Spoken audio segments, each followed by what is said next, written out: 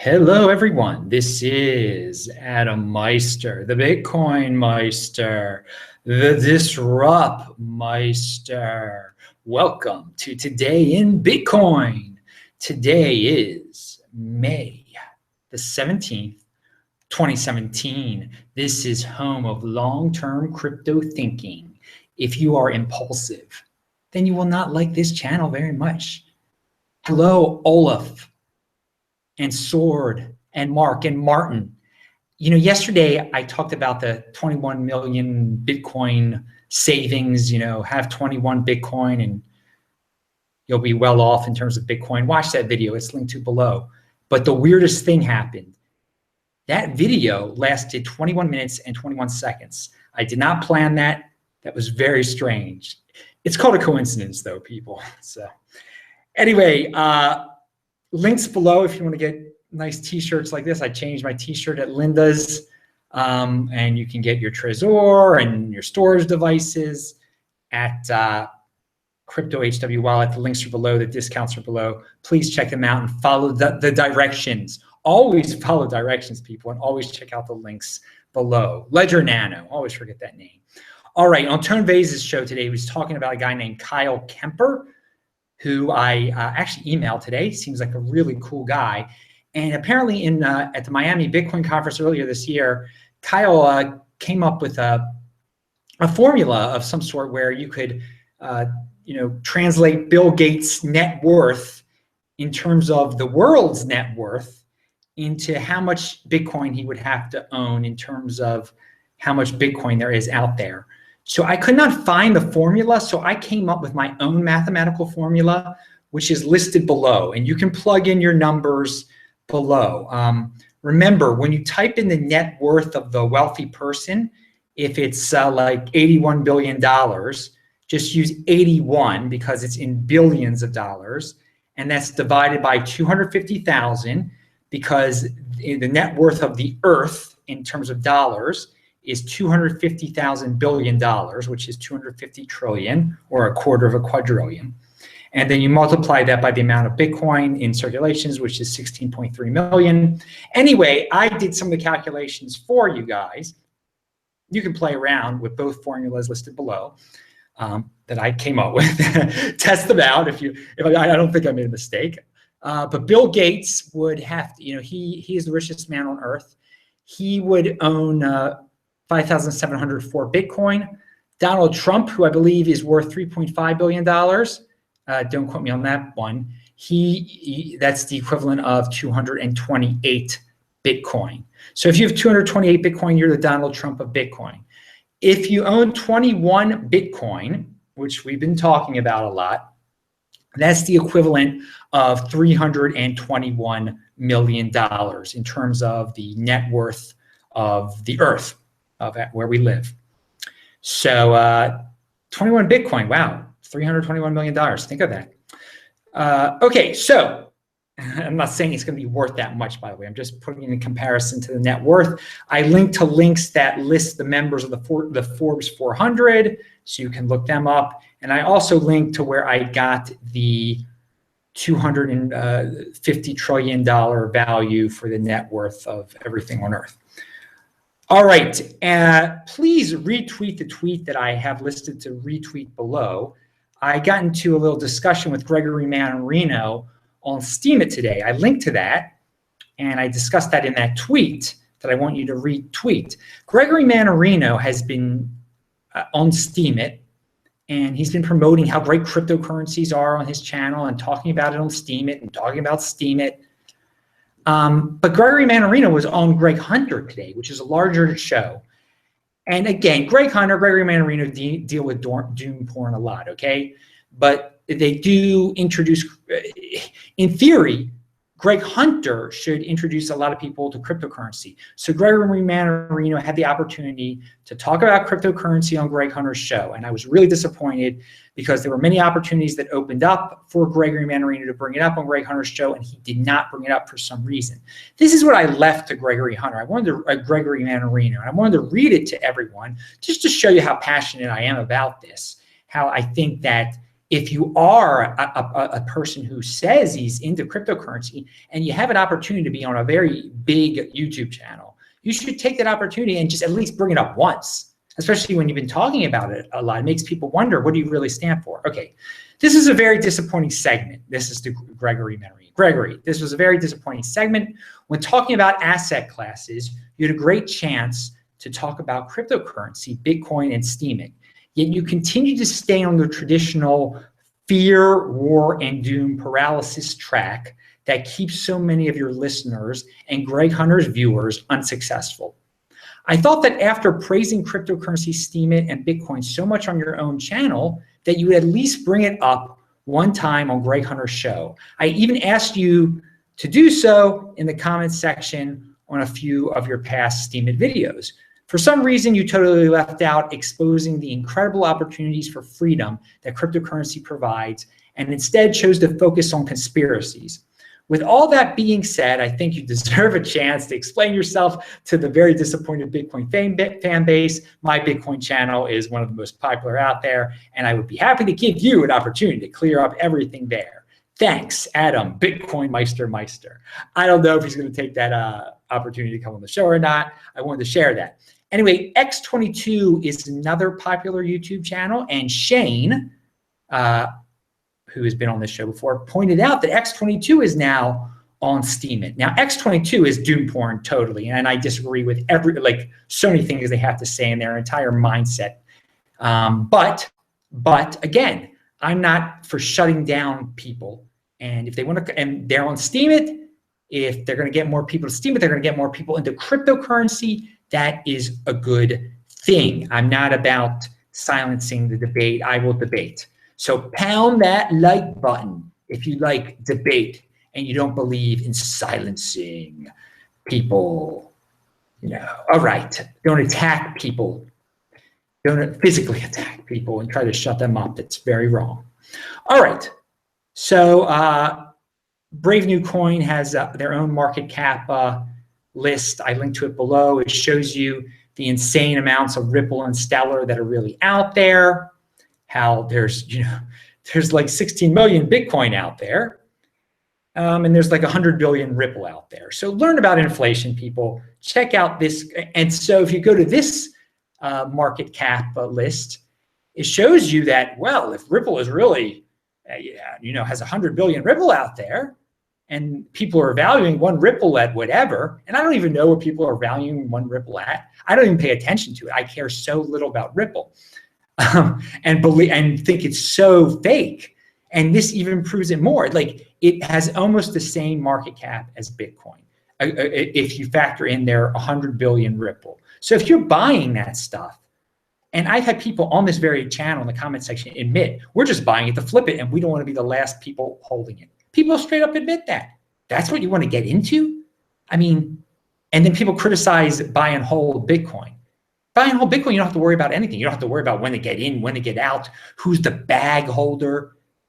People are playing with this Ripple thing. It's nonsense. Nonsense. And you call that trading. It's not trading. It's like, it's totally gambling and flipping. You guys are saying it yourselves. I don't want to be the bag holder. I don't want to be the last guy owning this thing. So the Litecoin roadmap is out. I linked to a Reddit about that. Hey guys, people are like, oh, do you think it's going to boost the price? No, I don't think it's going to boost the price because they wrote something about it. It's cool that they have a roadmap. It's cool that they have a plan, but they've had roadmaps before. They listed a roadmap last year and it did nothing to the price. And most of you don't remember that, but you weren't even in altcoins back then, or you weren't even in cryptocurrency back then. I was, and I'm not saying that it's bad that you weren't. Oh, by the way, I'm just saying I remember it. So speaking of Ripple, going back to Ripple, someone on Twitter brought up how I believe it was Mitchell on this channel called it KYC coin, and I thought that was hilarious. And I still think that's hilarious. I had forgotten about that. There's a guy who says he's from India making comments on my channel, and he says demand in India is rising day by day. ZebPay is charging over $2,000. Another one is just below $2,000. Okay, I don't know how true that is. I just wanted to share that. I thought it was interesting. Poloniex has a press release out and they talk about the industry growth and its effect on Poloniex. And they're giving people, I guess, trying to explain why they've had some issues. So at least they're being open, right? Isn't that good? They're being open. But one thing that I want to read here is they said, we have never seen such enthusiasm for trading blockchain tokens as we have in the past few months. Since January, we've seen an increase of more than 600% active traders online and regularly process 640% more transactions than we did merely 4 months ago. So there's a lot that Poloniex has to handle. Take it for what it's worth. All right, so I noticed Decred is up today and probably the last couple days, a lot. And I assume it's getting closer because they're getting closer to Lightning Network integration, which their representative actually talked about on this channel before. You should watch that Decred video. So their first voting is going on right now. This is their first major voting. They're voting on Lightning Network integration. I hope I said that correctly the first time. I didn't say Litecoin. It's Lightning Network integration. And I linked to the voting below. Right now, it's overwhelmingly supporting the Lightning Network integration. So are people buying that rumor, or are people buying the fact that they're doing their first vote and people are into this governance thing? Who knows? It's something to check out. I mentioned Decred because that's the only cryptocurrency I talk about that's not in my top tier of altcoins, which I think will enter the top tier of altcoins. And remember, when I bring up top tier of altcoins, I'm not saying to buy these altcoins. I'm saying these are the only ones that I've ever said that people should speculate on at times if they have extra money, which none of you, I mean, hardly any of you have any extra money at all. I mean, I'm reading more and more of your comments. And hey, there's nothing wrong with only being able to afford one Bitcoin. But like, if you can only afford one Bitcoin, you shouldn't be speculating on any altcoins at all. I'm sorry, dude. You're just not in that financial realm. I mean, that's just life sometimes. So Trump, there's the, I don't care about Trump and all these rumors and all this insanity. I don't waste a second on it. But I notice people are, talking about using the word impeachment. And this could hurt the US dollar, of course, or people could take advantage of it to make people panic out of the US dollars, and for crazy reasons. And so if this actually catches on to say impeach more, or if they actually have a vote on it or whatever, like they did with Clinton back in the day, that could boost the Bitcoin price, is what I'm saying. So pay attention. But it would only be a temporary boost to the Bitcoin price at all. It would just be a buy the rumor type of thing. I don't think. If he actually got impeached and then you do understand if he goes away, just Mike Pence becomes the president. I mean, what's the big deal? I mean, what changes in the world? I mean, it's not like an earth-shattering thing.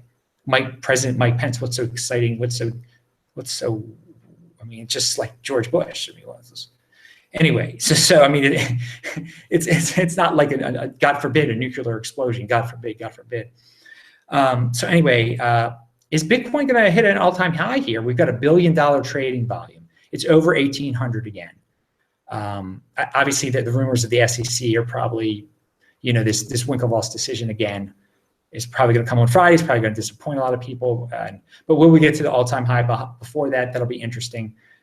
Check out the next 24 hours. Always exciting. Hey, speaking about boosting the price, Barry Silbert has an interesting tweet out there. I agree to immediately support the activation of segregated witness and commit to effectuate a block size increase to 2 MB within 12 months. All right. So Barry Silbert supports segregated witness. So does Adam Meister. No, it's good. The more people who say they support it, the better. That's great. So anyway, yeah, I mentioned how this upcoming SEC decision could be, causing these price fluctuations during the day. Speaking of price fluctuations during the day, again, it's best not to pay attention. It's just like last night. I didn't watch the Orioles versus the Tigers because the game is on very late where I am in Cyprus. I was asleep. had I been watching that game, I would have been very angry when the Orioles blew a 7-1 lead and then blew another lead, but then won the game in extra innings after blowing another lead in extra innings. And Chris Davis had 2 home runs. But the point is, I'd be very angry throughout that whole game. But in the end of the day, it only matters that the Orioles won. And so when I woke up today, I saw, oh, the Orioles won. I was very happy. So again, just like with Bitcoin, it only matters what the price is in 2020 here, long-term thinking here. It doesn't matter what the price is in the middle of tomorrow. Let's think about what it's going to be in 2020 at the end of the game, or sort of the end of the game, at the end of the next halving game. All right.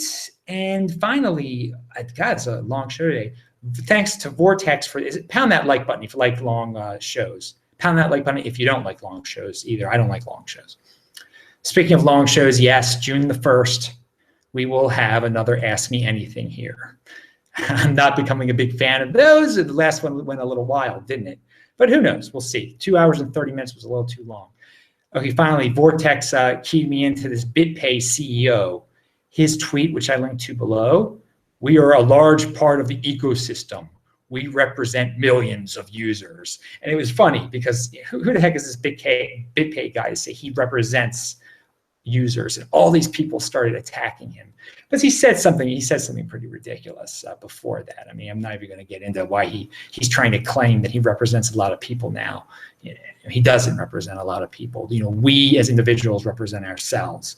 You can't just say, I represent, I know what's best for Bitcoin people because I have a lot of customers or something. No, you're not representing, his customers started yelling at him. So that's awesome. All right, pound that like button. Check out the notes section below. I'm Adam Meister, the Bitcoin Meister, the Disrupt Meister. Remember to subscribe to this channel, like this video, share this video. I do post a new video here every single day. I am going to join you guys in the chat session right now. But you know what? I forgot to say hello to the guys who were in the chat section at the beginning of the show, Olaf, Sword, Mark, and Martin. Or maybe I did say hello to you guys. Sorry if I repeated that. I guess I'm getting a little tired here. See ya.